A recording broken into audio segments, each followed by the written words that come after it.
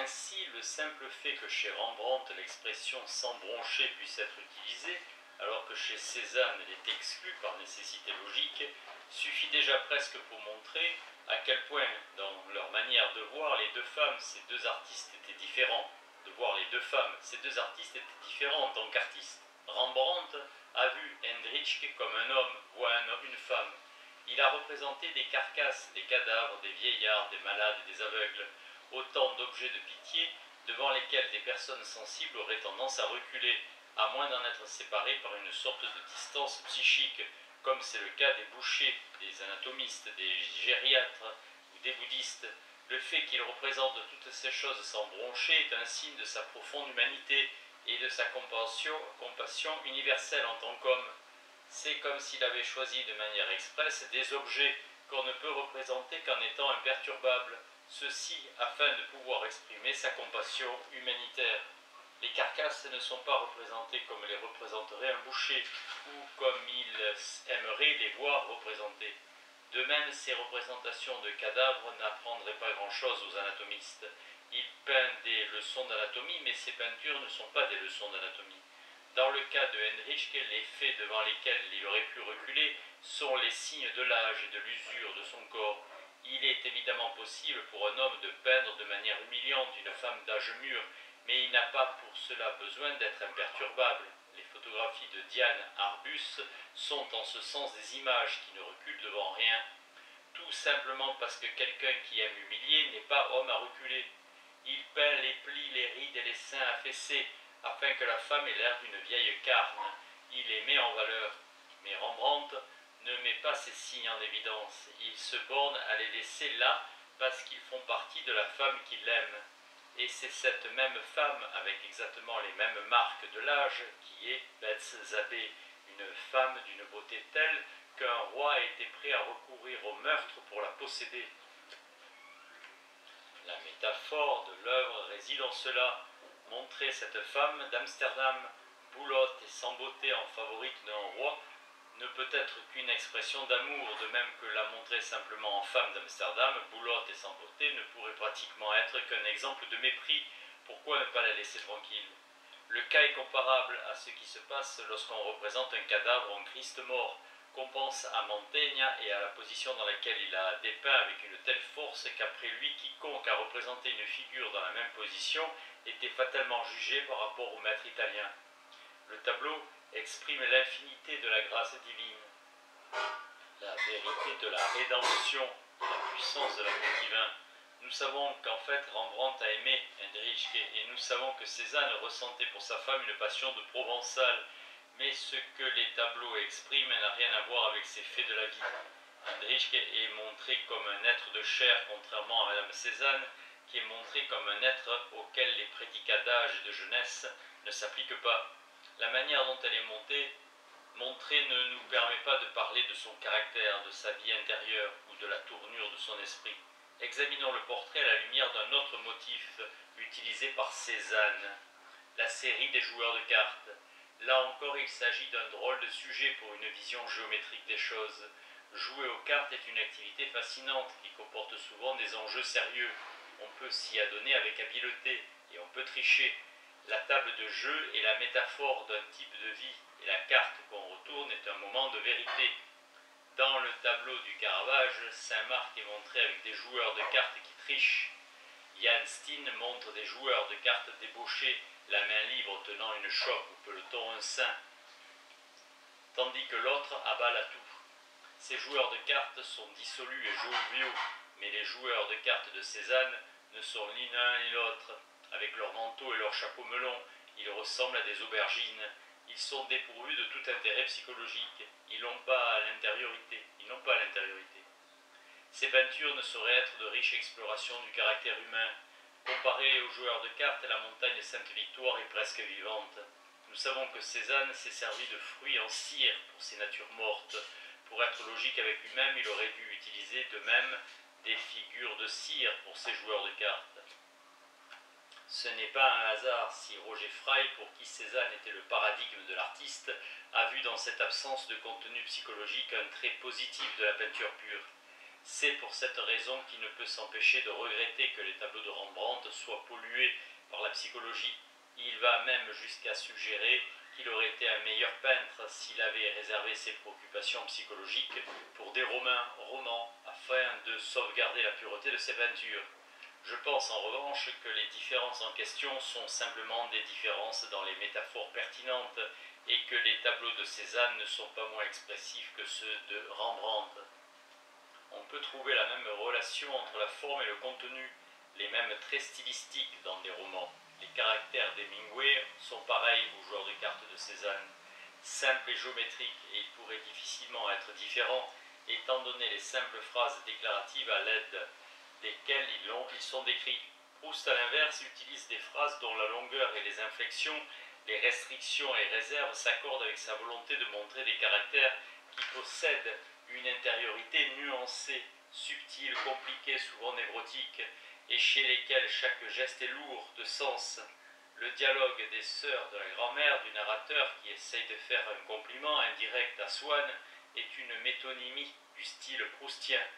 Essayez d'écrire sur la jalousie proustienne dans le style d'Hemingway, ou pensez à James dont la prose dense et gélatineuse exemplifie parfaitement ce qui retient son attention, c'est-à-dire le champ des sentiments dans lequel les caractères individuels font plus ou moins office de point de condensation. C'est ce qu'il exprime clairement dans L'âge ingrat lorsqu'il écrit « Tous les occupants du salon de Lady Buckingham s'intéressaient plus qu'à tout à leur propre vibration intérieure. » Tous les caractères de James communiquent à travers des vibrations et sa prose le montre. Essayez d'imaginer les mêmes préoccupations formulées à l'aide de la syntaxe rabelaisienne, des symétries johnsoniennes ou de l'emphase shakespearienne. Il n'est nul besoin de multiplier les exemples, ce qui importe du point de vue philosophique, c'est que le concept d'expression peut être réduit à celui de métaphore, dès lors que la manière dont quelque chose est représenté est mise en relation avec le sujet représenté. Le mot style dérive étymologiquement du latin stylus, instrument d'écriture pointue. Son usage spécifique dans le domaine des signes le sauve de la trivialité des termes apparentés, stimulus, pointe-aiguillon, et instigare, piqué, aiguillonné.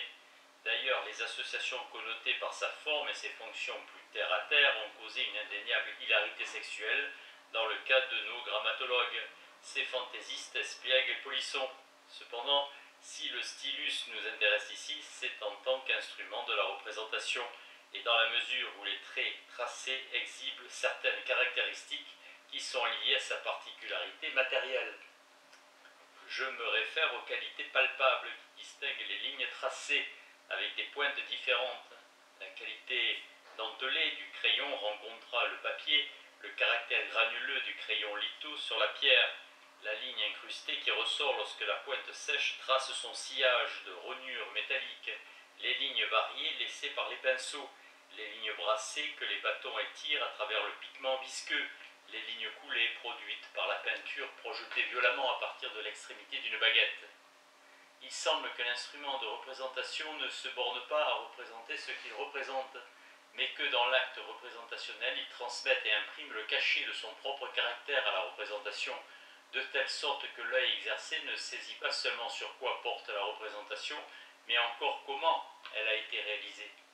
Nous pouvons donc réserver le terme style pour désigner ce comment, c'est-à-dire ce qu'il reste d'une représentation lorsque nous soustrayons son contenu, une formule que justifie le contraste entre style et substance, qui est d'usage commun. Lors de la création artistique, il est sans doute difficile de séparer le style de la substance, puisque les deux naissent ensemble dans une même impulsion. Les Chinois, chez qui le pinceau ne devrait jamais quitter le papier avant qu'une forme ne fût complétée, ont dû se restreindre nécessairement à des formes permettant un tel acte de virtuosité, des poissons, des feuilles, des bouts de bambou et ainsi de suite. Vouloir tracer d'un seul trait le dernier jugement ou le massacre des innocents serait un acte de virtuosité mal employé. Voir une perversion de tels sujets nécessite un stylus et un style différent. On pourrait dire que chez les Chinois, la substance représentationnelle était une occasion pour démontrer une bravoure stylistique, mais cela dépend du point de vue. En fait, le point important, c'est que la même substance peut s'incarner dans des styles variés, de même que des vecteurs représentationnels synonymiques peuvent présenter des différences stylistiques importantes. D'un autre côté, à l'intérieur d'une tradition stylistique donnée, le stylus, au sens large du terme, n'exprimera pas seulement son propre caractère à l'œuvre, mais aussi celui de la main qui le guide, et ainsi le style prend une dimension autographique. Le tracé pictural de Rembrandt devient sa signature. Après sa première Pietà, Michel-Ange n'a plus jamais signé ses œuvres. Il n'en avait pas besoin, lui seul étant capable de les réaliser. Cela nous mène évidemment à Buffon et à son observation profonde que le style c'est l'homme, c'est-à-dire qu'il est la manière dont l'homme représente le monde, moins le monde, et l'homme étant pris solennellement comme le verbe fait chair. Mais ce faisant, nous avons élargi le concept et transformé le stylus en métonymie. Parmi les trois concepts que j'ai distingués, la rhétorique concerne la relation entre la représentation et le public, alors que le style concerne la relation entre la représentation et son créateur. Dans les deux cas, comme d'ailleurs dans l'expression et les qualités de la représentation, ne pénètrent pas dans le contenu. Grâce aux qualités que désigne le terme style, l'artiste, outre qu'il représente le monde, s'exprime lui-même, ou plutôt il s'exprime dans ses relations au contenu de la représentation, puisque si nous voulons être réalistes, il nous faut bien admettre que c'est uniquement à travers un acte d'abstraction brutale, mais nécessaire, que nous pouvons séparer le style de la substance. De toute manière, ce sont ces relations que je désire analyser. Le cas de Yon, le rhapsode, nous livre un bon point de départ et il me permet de transformer mon propre style, de passer du style rhapsodique au style logique. Yon est un artiste-interprète qui possède un don singulier pour la récitation d'Homère, singulier à la fois parce qu'il est extraordinaire et parce qu'il est exclusif. Yon est incapable de réciter les œuvres des autres poètes avec autant de puissance et de conviction, ce qui l'étonne. Yon n'est pas très futé. On pourrait le comparer à un pianiste remarquablement doué pour interpréter Bach, mais qui ne possède pas de talent particulier dès lors qu'il s'agit de Fauré ou disons d'Alban Berg. Socrate affirme que l'explication se trouve dans le fait qu'Ion manque d'un art ou d'un savoir. Bien qu'en compensation, il soit inspiré, littéralement possédé par une force extérieure qui se communique à lui et à travers lui de la même manière que, pour reprendre l'exemple fameux que donne le philosophe, une pierre d'aimant transmet son magnétisme à un anneau d'acier. Et en effet, Ion possède le pouvoir du grand orateur qui est pour ainsi dire de magnétiser son auditoire. C'est de ce talent qu'il tire sa subsistance, et je suppose que pour de simples raisons pécuniaires, il aimerait être capable de s'en servir quel que soit le poète, un peu comme un acteur qui est doué pour la comédie, aimerait pouvoir jouer Hamlet ou lire, et se demander pourquoi il en est incapable. Mais c'est justement à cette incapacité de généraliser un talent que se réfère Socrate lorsqu'il parle d'un manque de savoir ou d'art. Il n'y a pas de doute que cette capacité de généralisation est la marque d'un art ou d'un savoir.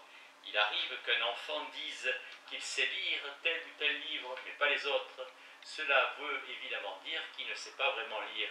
Sans doute s'agit-il d'un livre qu'on lui a raconté tellement souvent qu'il a mémorisé le texte et peut le réciter en tenant le livre à la main, sans peut-être qu'il se rende compte que même si vu de l'extérieur, ce qu'il fait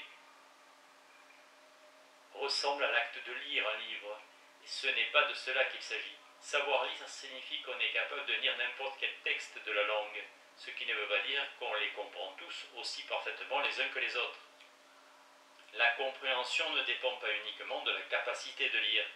De même, on peut être capable de jouer un air donné au piano sans avoir joué du piano. Pour cela, il faut être capable de jouer n'importe quoi, avec évidemment une dextérité et une profondeur variable. On peut en dire autant du dessin. Pour savoir dessiner, il faut savoir dessiner n'importe quoi, même si les lions qu'on dessine ne ressemblent guère à ceux de Delacroix, ni les nus à ceux de Boucher. Mais en ce sens du terme, Yon possède bien un savoir ou un art. Il est capable de réciter tout ce qui peut être récité.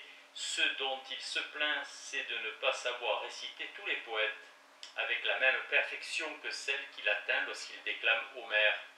La question est donc de savoir s'il existe un savoir ou un art comparable à l'art de la lecture, de l'exécution musicale, du dessin ou de la récitation, grâce auquel on pourrait atteindre le niveau le plus élevé dans tous les cas.